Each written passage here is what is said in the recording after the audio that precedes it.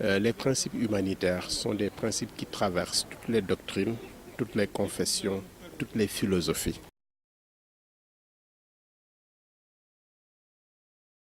Ces principes fondamentaux sont extrêmement importants et des fois difficiles à mettre en œuvre. Les objectifs de cette rencontre: créer un espace d'échange entre acteurs afin qu'ils identifient les valeurs humanitaires qu'ils ont en commun.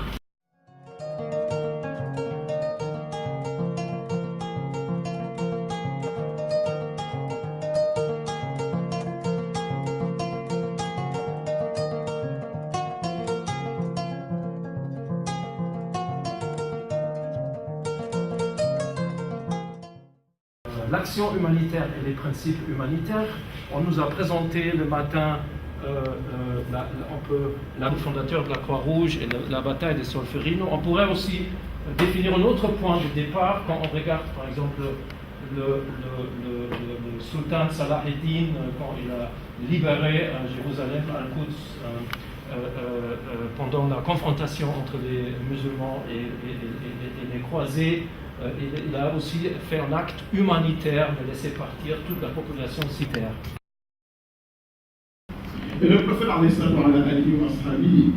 le rappelle sur le mot Arafat, comme on dit, l'ultime message public adressé à l'ensemble de l'humanité, s'adressant à lui-même, à ce principe d'humanité, il dit à Yohannas, il ne dit pas à l'humanité, il ne dit pas à l'humanité. Il s'adresse à ce principe d'humanité. Et il rappelle l'égalité ontologique entre les êtres humains, mais il rappelle particulièrement la sacralité de ce principe sacré quand il dit il ne dit pas Abou Haram, quand il dit il ne dit pas Abou Mohamed. Ça veut dire que, du point de vue de ce que nous pouvons protéger, nous devons protéger la religion, nous devons protéger les biens, nous devons protéger l'honneur, mais nous devons protéger ce principe d'humanité-là. Donc, de ce principe d'humanité, une fois compris, tel que nous pouvons le partager, il nous faut le mettre en œuvre, il nous faut le rendre opérationnel dans les actions de secours, dans les actions dites humanitaires. Et pour les rendre opérationnels, nous avons justement besoin de ces deux corollaires. Donc, M. Cissé parlait de principe d'organisation et de principe de comportement. Nous avons effectivement besoin de deux autres corollaires, c'est le principe d'impartialité et le principe de neutralité. Chez nous, dans ma confession, combien l'homme déjà, dans l'Ancien Testament, est une créature sacrée. Le sacré, c'est ce qui appartient à Dieu. Deus caritas est. Dieu est charité, Dieu est amour, Dieu est homme, si on peut dire. Luc au chapitre 10 nous décrit un homme qui a été surpris par des bandits. Un homme qui est Jérusalem et Jéricho.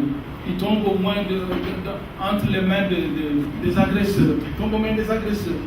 Et voilà qu'un homme 20 ans passé, il le regarde, jonchant, il passe. Un prêtre de la religion lévitique arrive, il le voit, il passe, porteur de religion. Un homme qui venait de Samarie. Et vous savez, dans Saint-Jean, que les Samaritains, c'est comme un peuple évoqué un souvenir douloureux pour nous, c'était peut-être un peu comme les Hutus et les Tutsis. Il arrive, il voit la personne qui est pourtant de tradition et de machin contraire. C'est lui le bon Samaritain.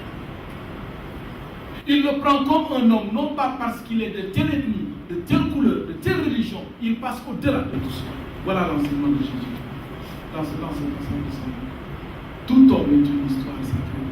L'homme est à l'image de Dieu.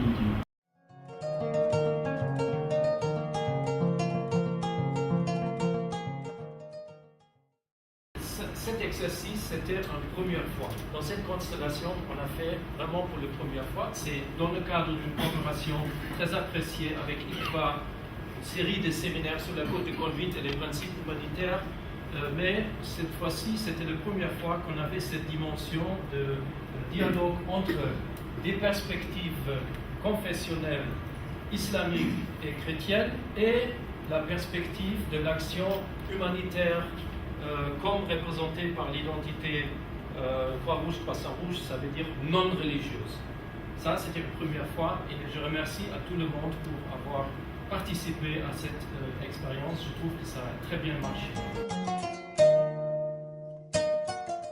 C'est la satisfaction avec grand S. J'ai été très satisfaite, mes attentes ont été comblées.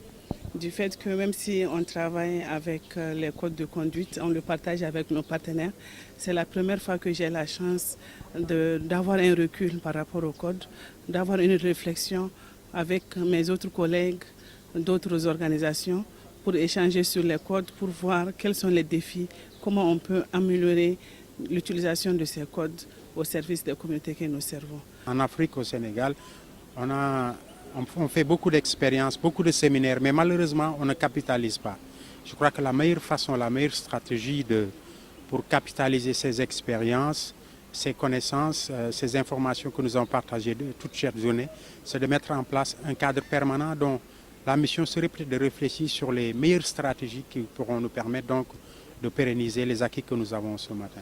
Je tiens à dire que ces principes, ce sont des valeurs universelles que la religion islamique prône et tous les musulmans doivent prendre l'avant-garde de cet humanisme, cette action humanitaire qui est impartielle, qui est neutre pendant la période des conflits,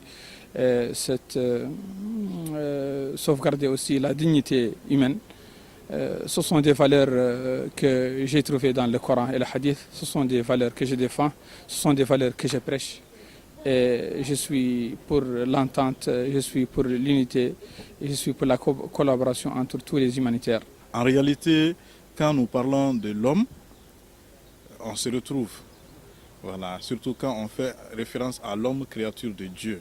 L'homme qui est à l'image de Dieu, on se retrouve, quel que soit notre bord religieux, et même si on n'est pas religieux, on se retrouve autour de l'homme. Et pour moi, c'est ça le fait central. Et le premier principe, justement, c'est l'impératif humanitaire. Et c'est là vraiment, si je dois repartir aujourd'hui, je partirai avec ça comme une conviction encore raffermie, le travail au service de l'homme. Aujourd'hui, on a compris que les philosophies qui semblent être différentes, en fait, ne le sont pas. On se retrouve sur le même but, sur la même approche, sur la même manière de faire. La seule chose, c'est comment chacun a conçu, a fait sa propre conception avant ce séminaire, cet atelier d'aujourd'hui. Et la tâche qui nous attend aujourd'hui, c'est comment il faut partager ces instruments dans ces équipes, comment il faut travailler avec ces instruments et comment il faut pérenniser ces instruments tout en cherchant à trouver les réponses aux besoins de ces personnes désespérées. Quand l'individu est devant une souffrance ou devant une situation de précarité ou devant une situation où son principe vital est en crise, on ne regarde pas quelle est sa relation avec telle culture ou telle confession ou telle religion, avec tel pays ou avec telle région. Ce qui importe, c'est justement de lui porter secours par rapport à ce principe d'humanité qui est lié à ce privilège d'élection de porteur de souffle de Dieu.